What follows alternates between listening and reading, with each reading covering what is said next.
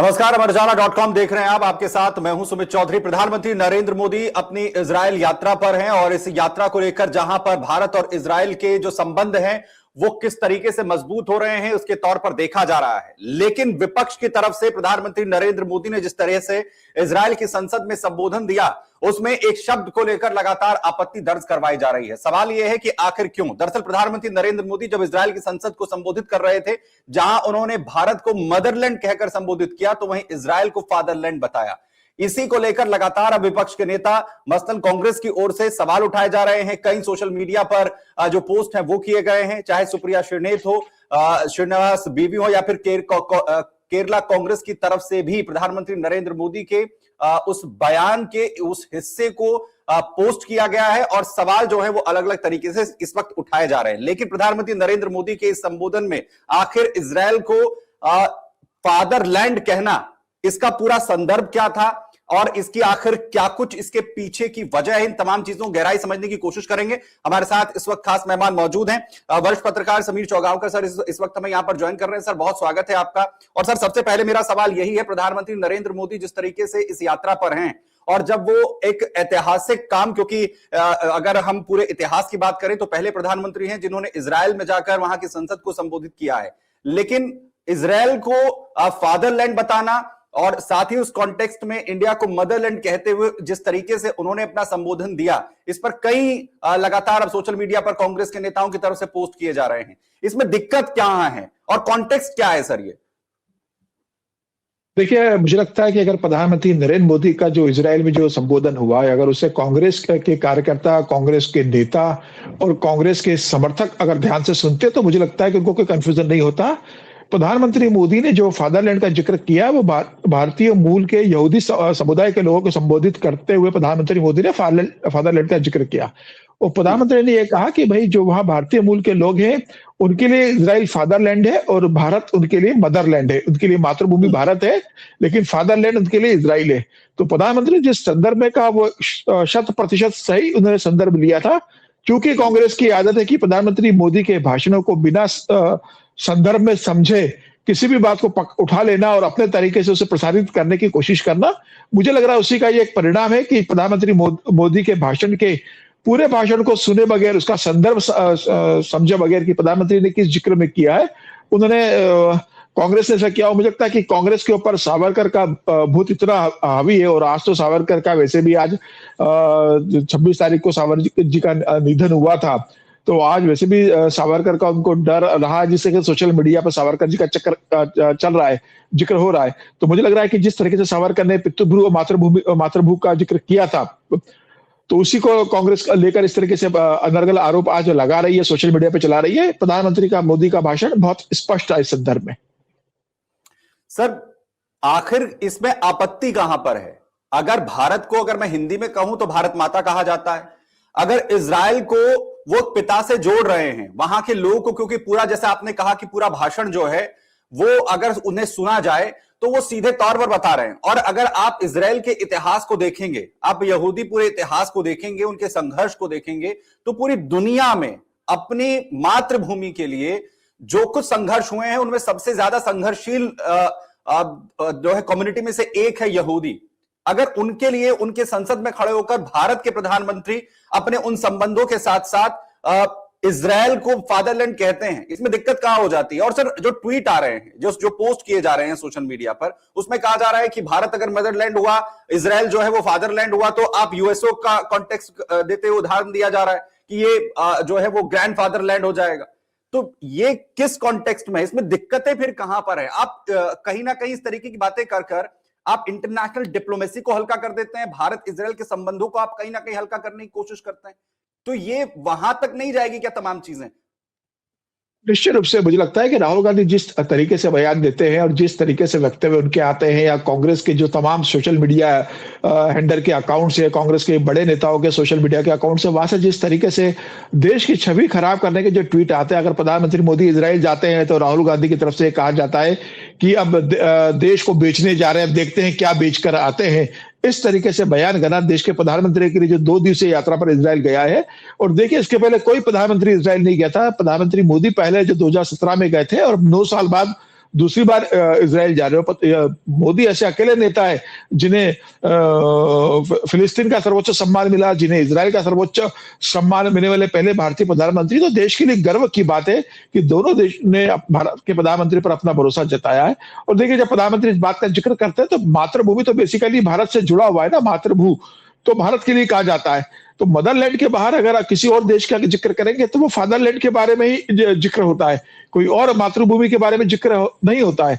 तो प्रधानमंत्री मोदी ने जो जिक्र करा है वो इजराइल के इतिहास को रखते हुए, इजराइल की संस्कृति को, इजराइल का जो संघर्ष रहा है अपने देश को बनाने को लेकर और उनकी जो कुर्बानियां रही उसको ध्यान में रखते हुए प्रधानमंत्री मोदी ने दिया है। और मुझे लगता है ये एकदम सही है जो प्रधानमंत्री मोदी ने इजराइल को कहा है। और जो सोशल मीडिया पे जिस तरीके से उसका मजाक बनाया जा रहा है कि फादरलैंड क्यों कहा, मुझे लगता है कि कांग्रेस को थोड़ा एक रिसर्च और अध्ययन करने की जरूरत है।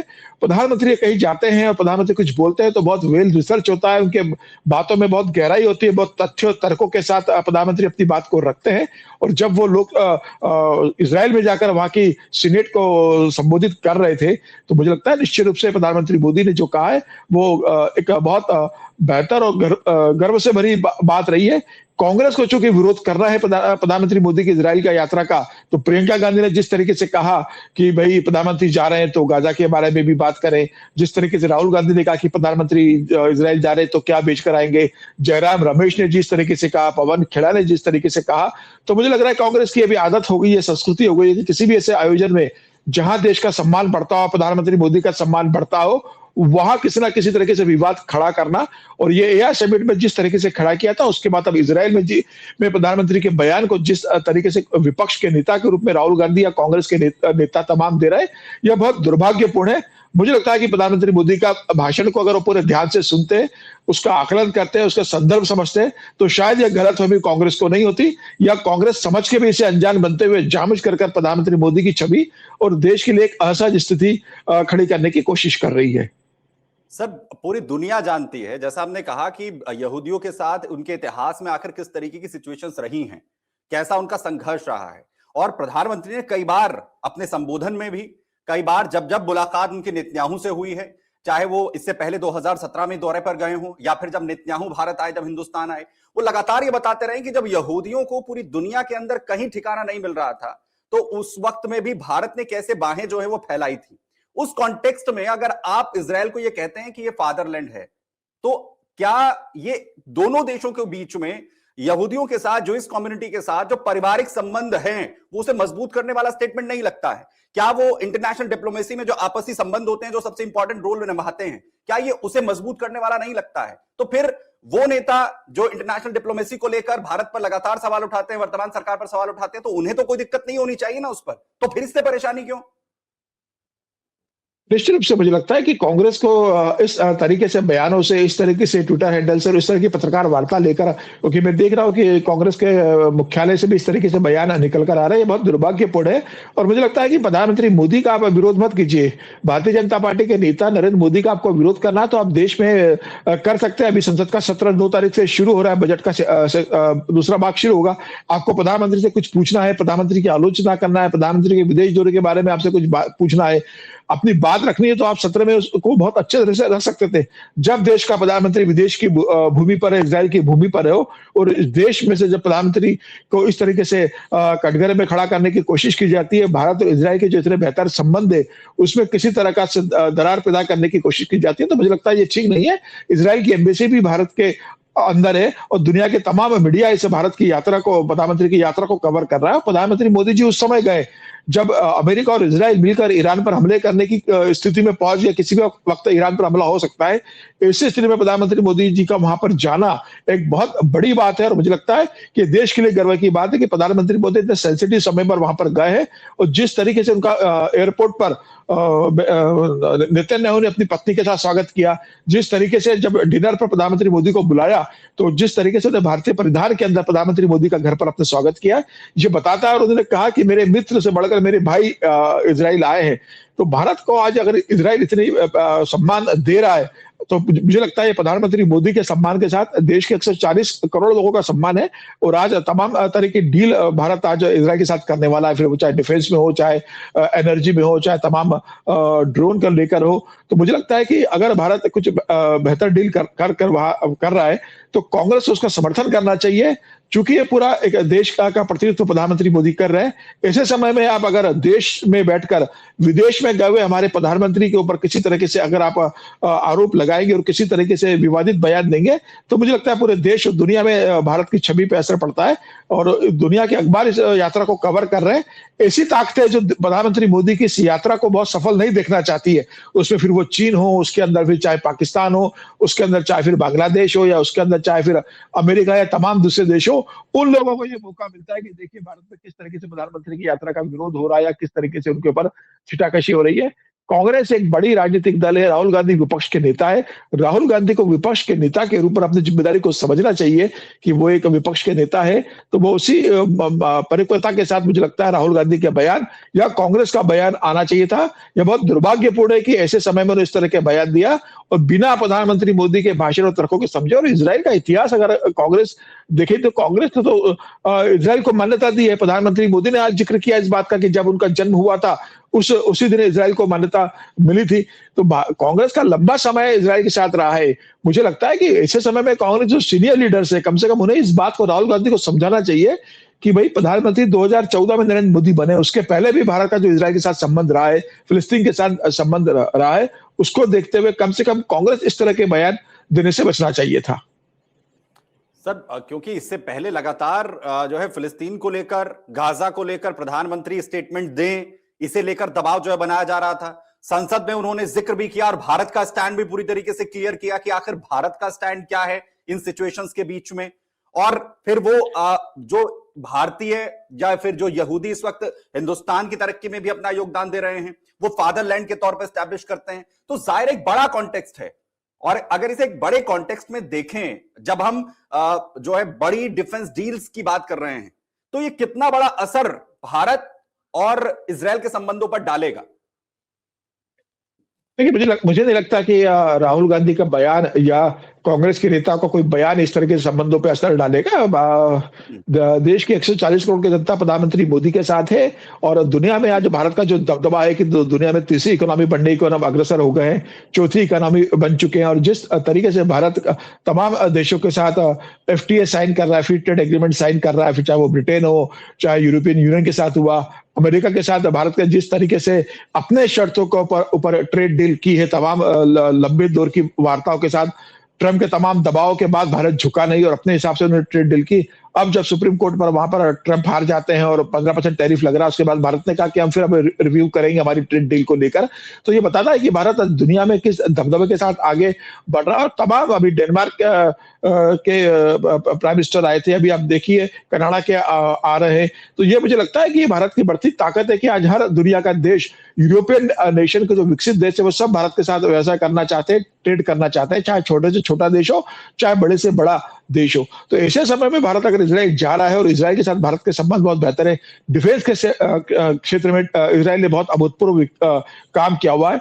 उसकी ड्रोन टेक्नोलॉजी है, उसकी जो आयरन डोम टेक्नोलॉजी, उसके आगे बढ़कर उन्होंने अभी जो टेक्नोलॉजी डेवलप की है लेजर वाले की, जिससे कोई भी मिसाइल उनके क्षेत्र में नहीं आ सकती। तो प्रधानमंत्री मोदी सब चीजों पर बात करेंगे और 8 से 10 बिलियन डॉलर का मुझे लगता है कि ये ट्रेड डील होगी। इसमें ड्रोन भी होगा, इसमें एनर्जी भी हो सकती है, इसमें डिफेंस के तमाम हो सकते हैं, इसमें एडवांस टेक्नोलॉजी को लेकर चर्चाएं होंगी। तो मुझे लगता है ये देश के हित में प्रधानमंत्री मोदी बैठक करने गए हैं और बहुत बढ़िया डील प्रधानमंत्री देश के हित में 140 करोड़ लोगों के हित में प्रधानमंत्री मोदी करके आएंगे। और ऐसे समय में मुझे लगता है कि राहुल गांधी को और कांग्रेस को इंतजार करना चाहिए था। प्रधानमंत्री लौट कर आते, उसके बाद राहुल गांधी को जो प्रश्न पूछना है पार्लियामेंट में विपक्ष के नेता के रूप में प्रधानमंत्री से पूछ सकते थे, प्रधानमंत्री मोदी उनका जवाब देते हैं। लेकिन कांग्रेस तो लोकसभा में भी जवाब सुनने को तैयार नहीं। जब प्रधानमंत्री मोदी लोकसभा में बोलने के लिए आने के लिए तैयार रहते हैं, उस समय किस तरीके से हम सबने देखा कि लोकसभा में प्रधानमंत्री की चेयर को कांग्रेस की महिला सांसदों ने घेर लिया और प्रधानमंत्री को लोकसभा में नहीं बोलने दिया। फिर प्रधानमंत्री राज्यसभा के अंदर बोला। बाद में प्रधानमंत्री मोदी ने मेरठ में जब मेट्रो का उद्घाटन करने गए तो उन्होंने इस बात का जिक्र किया कि किस तरीके से उन्हें लोकसभा में रोका गया था। तो मुझे लगता है कि ये सब चीजें नहीं होना चाहिए राजनीति के अंदर। राजनीति अपने जगह है देश के अंदर, आप राजनीति कीजिए, प्रधानमंत्री से पूछिए, बीजेपी से पूछिए, लेकिन कब पूछना है, क्या पूछना है और किस समय पूछना है, ये बहुत मायने रखता है। देश के प्रधानमंत्री जब इजराइल में गए, उस समय आप देश को असहज करने की स्थिति की कोशिश करते हो। ये प्रधानमंत्री मोदी पे आरोप नहीं है, आप ये देश पे आरोप लगाते हो। मुझे लगता है कि कांग्रेस को अब ये समझ में आना चाहिए कि सरकार का विरोध और देश का विरोध दो अलग-अलग चीजें हैं। सरकार का विरोध करते-करते आप उस स्तर पर मत जाइए कि ये लगने लगे कि आप देश का विरोध कर रहे हो। सर, और क्योंकि आपने पूरी दुनिया के जो तमाम देश हैं उनके साथ भारत जिस तरीके से डिप्लोमेसी करता है, उन तमाम चीजों को आपने देखा है। और सर, एक बड़ी बात आप अपने एक्सपीरियंस से बता सकते हैं, जो तमाम दुनिया के देश हैं वो अपने आप को फादरलैंड ही बोलते हैं। हिंदुस्तान अपने आप को जो है वो मातृभूमि के तौर पर बोलता है, मदरलैंड के बारे में बोलता है। मैं ठीक हूं? बिल्कुल, बिल्कुल। मदरलैंड, मातृभूमि भारत के ही बारे में कहा जाता है, विदेश भी भारत को मदरलैंड कहते हैं। हम भी खुद अपने आप को वर्ल्ड की दुनिया की सबसे बड़ी डेमोक्रेसी कहते हैं, मदर ऑफ डेमोक्रेसी कहते हैं। तो मुझे लगता है कि ये दुनिया में सब लोग कहते हैं, और कांग्रेस के नेता भी इस बात को जानते हैं कि भारत को मदरलैंड कहा जाता है। और ऐसा भी नहीं है कि कांग्रेस कभी सत्ता में नहीं रही और कांग्रेस के बड़े नेता कभी विदेश में के दौरे पर नहीं गए।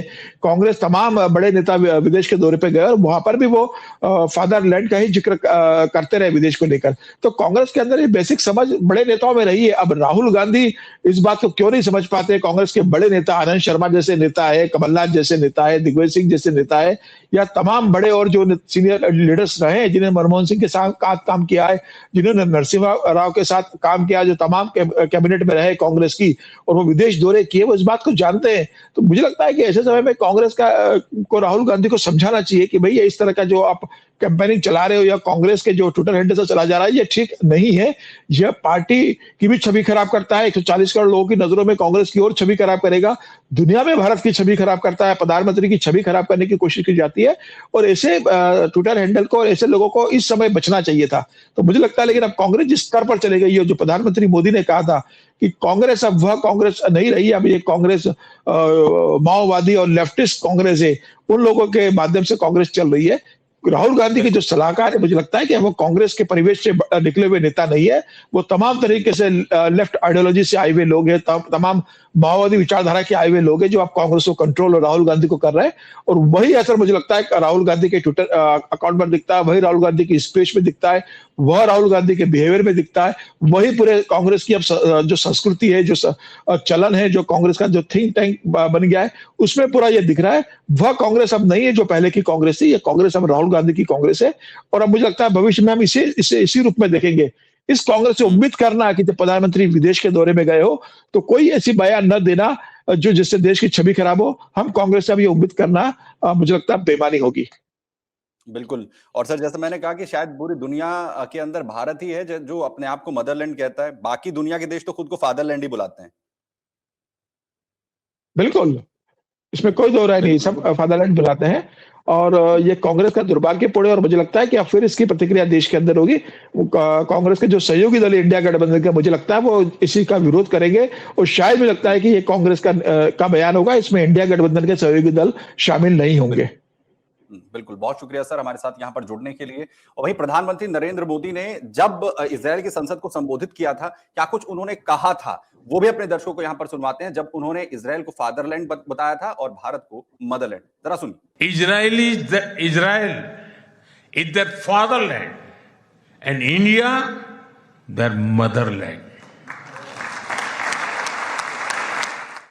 अगर आप ये वीडियो YouTube पर देख रहे हैं तो हमारे चैनल को सब्सक्राइब कर बेल आइकन दबाएं, और Facebook पर देख रहे हैं तो हमारे पेज को लाइक करें।